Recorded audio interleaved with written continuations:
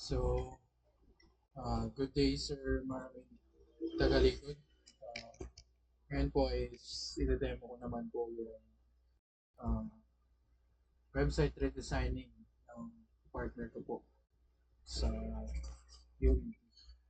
So, let's start in here.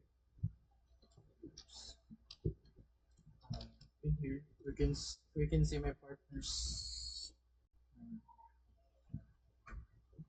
management system, uh, included dashboard, categories, products list, and customers list. So let's start with the login page. So in here, as you can see here, sir, na fully redesign ako na management system ng partner ko, sir. So as you can see, in my redesign management system or guitar shop management system, is makikita natin na tinanggal ko yung pictures. And as you can see here, sir, uh, on my partner's management system, it is too dark and uh, a little bit hard to read.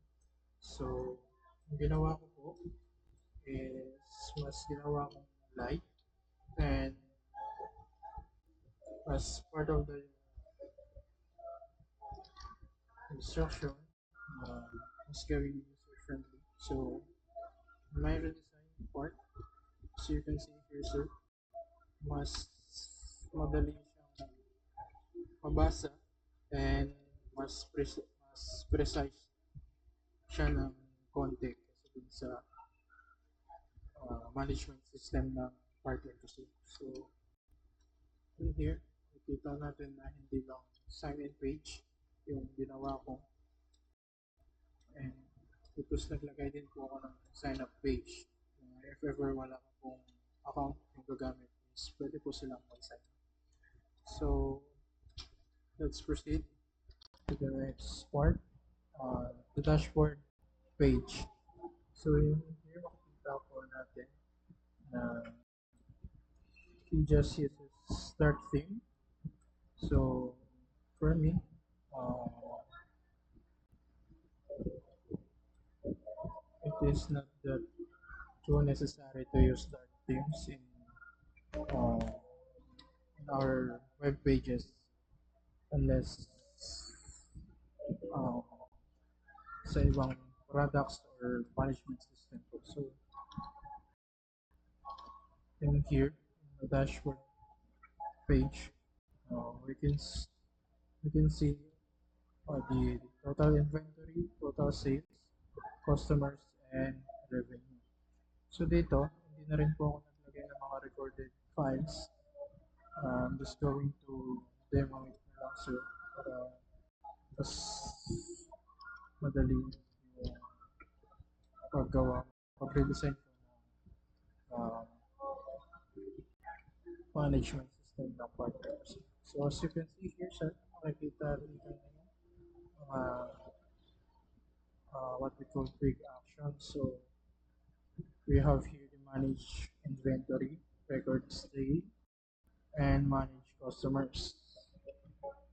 So the next one will be the categories. So hindi na po ako naglagay or in-exclude ko na po yung part ng mga categories part ng web page because uh, included na siya dito sa sales management. As we can see here, sir, we have a button here in here. So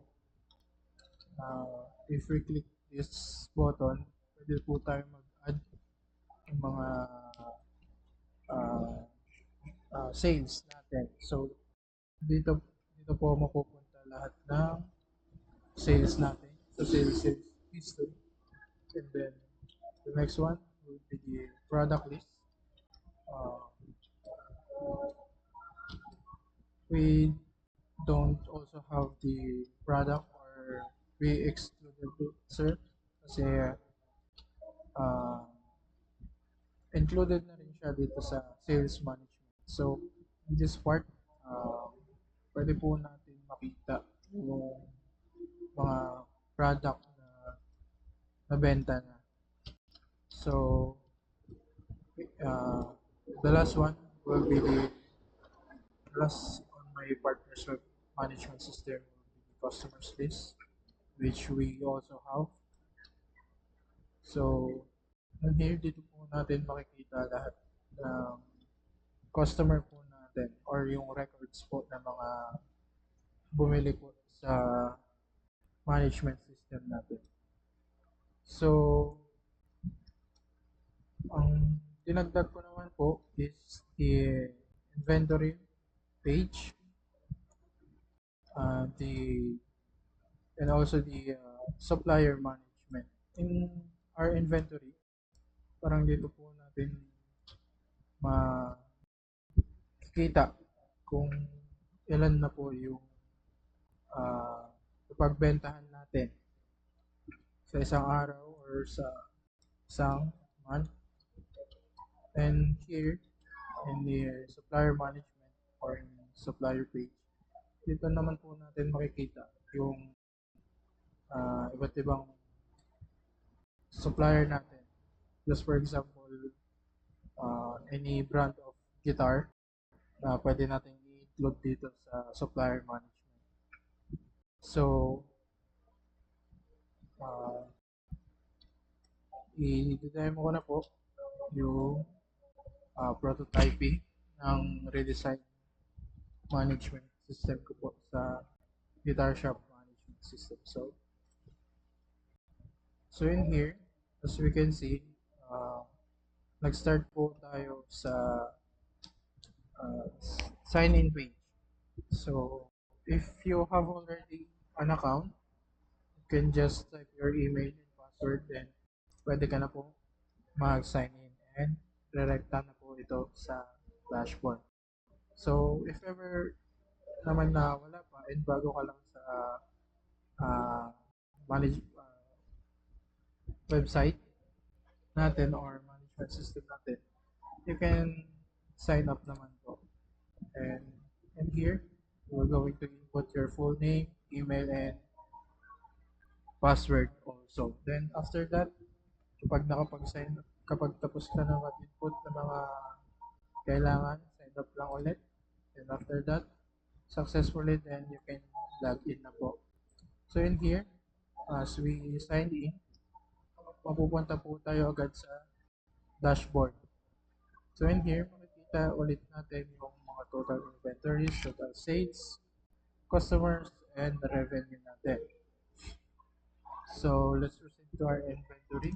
In here, as I said earlier, dito po natin makikita lahat ng mga napagbentahan po natin. And here, the sales, including na po dito yung mga products and different brands ng mga gitaras.